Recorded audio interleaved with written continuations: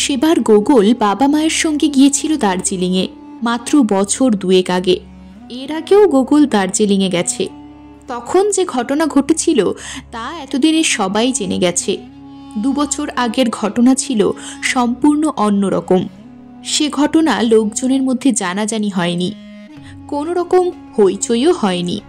সেই জন্যেই ঘটনাটার কথা সাধারণ লোকে কিছু জানতে পারেনি। ঘটনাটা একরকম ভুতুরে ঘটনা বললেই চলে।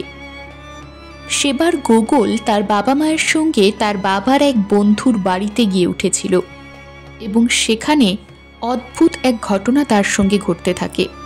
সে মাঝে মধ্যেই একটি লোককে সেই বাড়ির আশেপাশে দেখতে পেত, কিন্তু আশ্চর্যের কথা, বাড়ির অন্য কেউ সেই লোকটিকে দেখতে পেত না। একদিন গোগল কৌতূহল দমন করতে পারল না ও লোকটার পেছন পেছন চলতে লাগলো। মাঝে মধ্যেই লোকটি পেছন ফিরে গোগলকে হাতছানি দিয়ে ডাকতে থাকলো আর পাহাড়ি সরু পথে এঁকে বেঁকে এগিয়ে চলল। কাছে পিঠে আর একটাও বাড়ি নেই।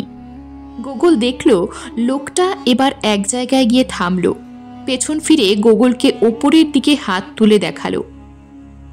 গোগল দেখল একটা ছোট পাহাড়ের চূড়ো।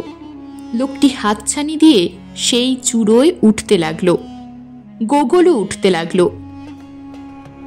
এরপর কি হলো তা জানতে হলে নিচের লিঙ্কে ক্লিক করুন।